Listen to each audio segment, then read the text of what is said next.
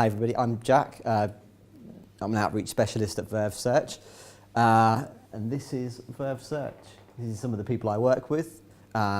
This is the outreach conference that we do every year down in London.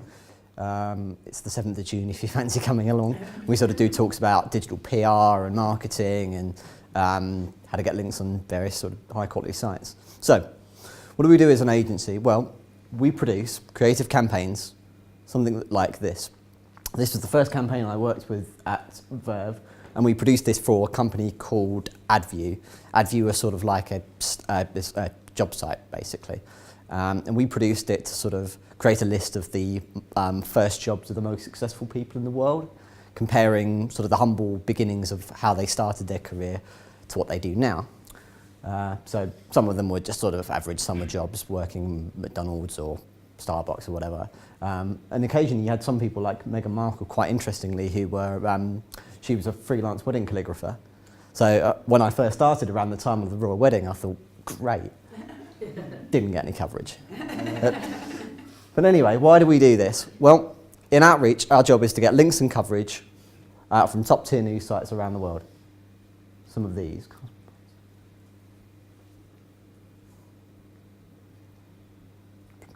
Guardian, Chicago Tribune, so things like this.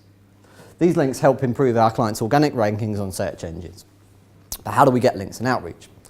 Well, I think it comes down to three main ideas. Ideation, building campaigns that journalists want to write about.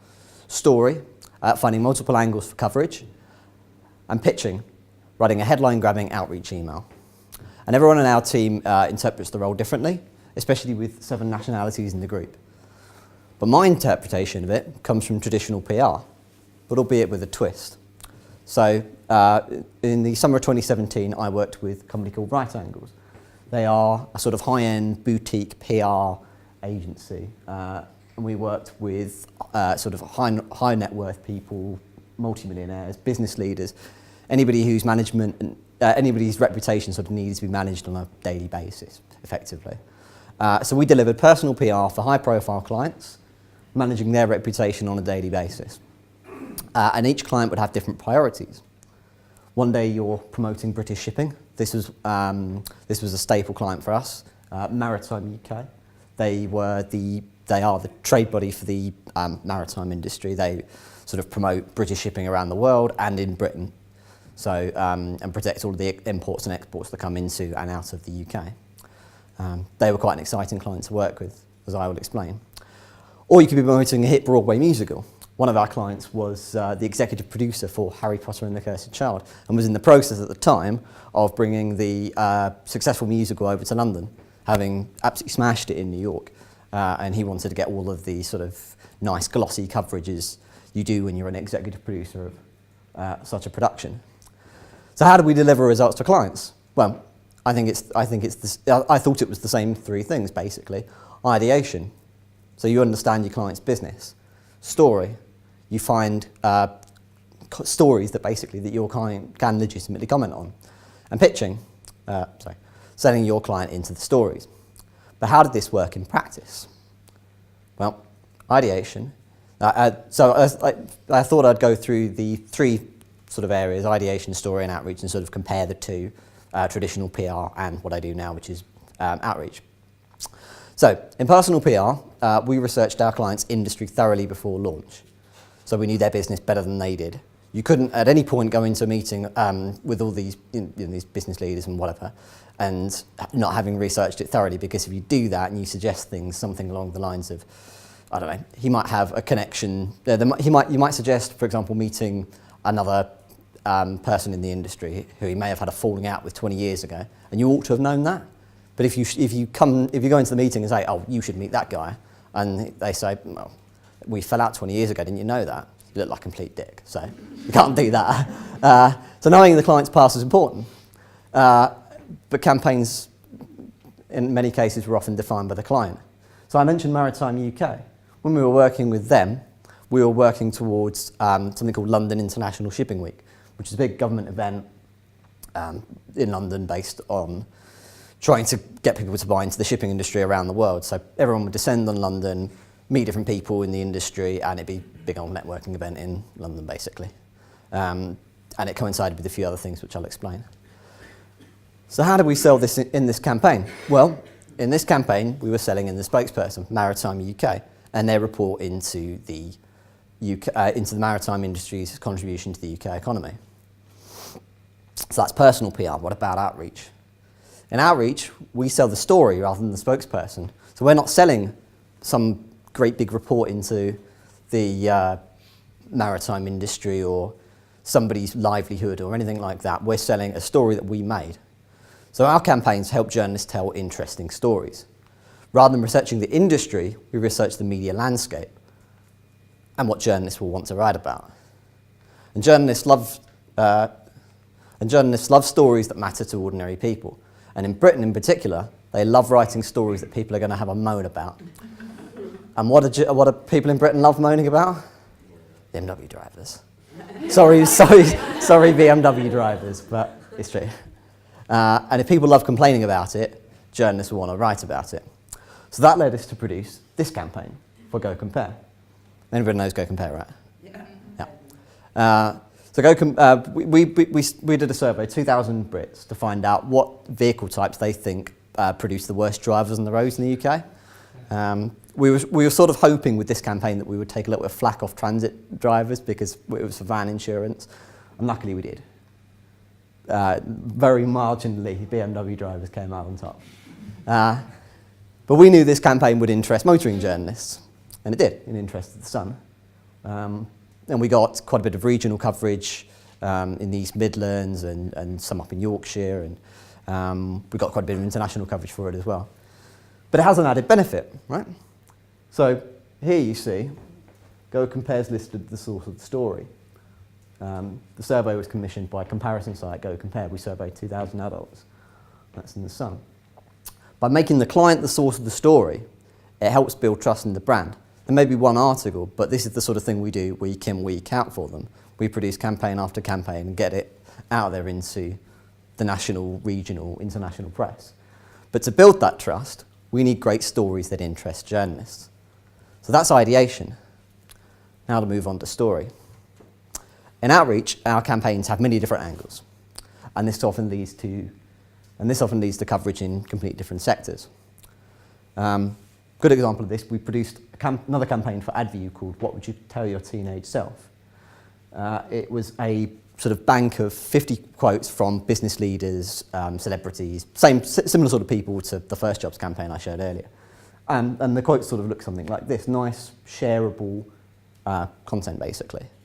My instinct when I first started outreaching this was to go with celebrity and lifestyle coverage, thinking that you've got people like Oprah on the list and the lifestyle places, the cosmopolitans of the world are going to want to cover it that way. But I was wrong. And what I actually found is that I started to get quite a bit of business coverage. Your first instinct won't always lead to coverage. So I started to get things like Business Insider, an entrepreneur. And these journalists were saying, this is great because we want to hear about how great the quotes are from Steve Jobs and Jeff Bezos and whoever else. So in outreach, we get to choose from many angles that we think will get the most coverage. But in personal PR, being reactive was key. Our client needed to be first to the developing news stories so they could react to it. So following the news cycle was essential. When we were working with Maritime UK, this came up. It was quite a big news event at the time. The Royal Navy brought in the Queen Elizabeth II into Portsmouth Harbour. It was a huge news event on the day because the Queen went down there, Theresa May went down there, and you can imagine it was a huge event because she was talking about how great it was for British shipping, great for British manufacturing, and after a tough summer in the Brexit negotiations, it was quite a good story to tell the British people. So we used the interest in this story that it generated to create major coverage for Maritime UK. We contacted every national news desk. Effectively how it worked was that we invited everybody into a nice sort of meeting room and got them expert quotes from Maritime. We got them so these are the journalists, so the quotes from Maritime, everything they needed for the story there, done. And of course the relevant stories from the Maritime UK report. specific quotes from people in the maritime industry, and the result was blanket print coverage. But in outreach, we need links. But however, what happens if the campaign's slow to get links? And this is one of the biggest problems with, one of the biggest issues in SEO and link building. Sometimes you produce a campaign with the best intentions and it doesn't get links. We had a little bit of that with this campaign that we produced for for Shutterfly. Shutterfly are an American photo website where you sort of put your face or whatever, a photo online, and they put it on stuff. That's that kind of site. Basically, that's what they are. So we produced this campaign for them, thinking that they're quite photo-oriented. So we did this illustrative campaign about what different Americans that we found would put in a time capsule. So it kind of looks something like this. And it's quite emotive because you've got Obama, you've got Martin Luther King, you've got quite wholesome, homely American type stuff. We thought it was a really nice campaign. But unfortunately, it struggled for coverage. It's interesting, but it doesn't grab headlines. So, how are we going to fix this? We surveyed 1,000 US citizens to find out what items they would put in a time capsule, including their favourite movies of the decade. What do you think won? Star Wars. Tough sell. I mean, who's going to want to write about Star Wars, right? Well, the Washington Post do. Or maybe the Chicago Tribune do. Or maybe the Guardian, Stuart Heritage. But that's how it works. That wouldn't have been possible in personal PR, that kind of coverage, because you can't change your client. If you're stuck with a boring client that isn't going to generate coverage, you aren't going to get any coverage. But in SEO, you're selling the story. So you can change it up if you need to. Okay, that's story. Now to move on to pitching. In personal PR, the pitch target depended on the client.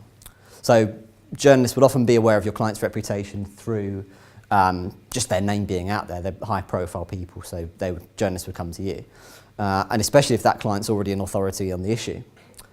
Our clients could get on the news without us having to sell them in. And this was often the case with one of our big clients, a guy called John Mills. He's an entrepreneur. He founded a company called JML, who are quite well known. And you might often see him on the news because he's quite unique as a Labour supporter of Brexit. So he often gets on that side of the debate as a Brexiteer. And his economic views are quite contrary to most people in his side of politics. So our efforts then focused on making sure that he was ready for these appearances, or any client that we had. So these people knew exactly what to say and how to make the most of the opportunity. But in outreach, getting a link starts with a direct email to journalists every time. We never pick up the phone or anything like that. It's always email. And this can be a little bit daunting, especially when I started. However, when I first started emailing journalists, I remembered one simple piece of advice from PR. I'm going to shoot you in the face, and here's why. That seemed quite dramatic. But my boss always used to take the view that he always hated the way academics write, because academics, you build your arguments through the paragraphs and then you finish at the end. But in journalism and in PR, you've got to get your point in straight away. Get straight to the point and don't sort about with anything else. Journalists get to the point, so should you. So for this Washington Post piece of coverage that I got, here's the email I sent. And you can see here I just get straight to the point. 1,000 US citizens to see what they bury in a time capsule. I do particularly like having a line at the top to sort of put the idea of the story into the journalist's mind, because that's sort of half the battle, right? You're trying to get the journalist to envision the story, but going up on their site, and that's sort of what that's about. However, it is still possible to get your client expert comment alongside a standard news article. And I was able to achieve that with a campaign called Jargon Jobs, again for AdView. We did this campaign quite recently, and it's essentially a list of the kind of jargony type of phrases, the paradigm shifts and the blue sky thinkings, that sort of type of jargon, and how often it's used in job ads. So we put together a list of different jargon, basically, and which cities are most common. Yeah, something like that. And I was able to use that to get this piece of coverage in Fortune. And I don't know if you can quite see it, but right at the bottom, the byline is attributed to a guy called Alex Patterson, who's the chief exec of AdView. I contacted the commentary desk as well as Fortune staff writers. The logic being that it might be used potentially as a commentary piece as well. Maybe they might like it as an opinion. Usually you just get the story, the journalist will write it up and hopefully include a link. But Fortune actually asked me to write the editorial on behalf of AdView, which meant I guaranteed myself a link, because if you write it up, you get the link. Yeah. So that's how I pitch stories and outreach. So wrapping things up, I wanted to sort of compare how PR and outreach are different and similar at the same time. So how are they different? In outreach, we build campaigns by knowing what the media wants to cover. We're selling the story, not the spokesperson. We're not selling Maritime UK. We're not selling cruise ships or people's boats or imports and exports or anything like that. We're coming up with stories that interest journalists. And anyway, we don't have the luxury of journalists coming to us about our stories. We actually have to go out there and find it. Yeah. The how are personal PR and outreach similar? You both got to get straight to the point and know why journalists want the story. In outreach, we trade on our ability to get links, and we give our clients interesting things to say about the world, like what kind of movies that Americans will put in a time capsule. These campaigns also can enhance the client's brand by making them the source of story. And this helps improve their reputation, just as we would have wanted in personal PR. Good outreach campaigns get links, but the best, they secure great links and great media exposure. Get the right angles, and you'll get the right links. Thank you.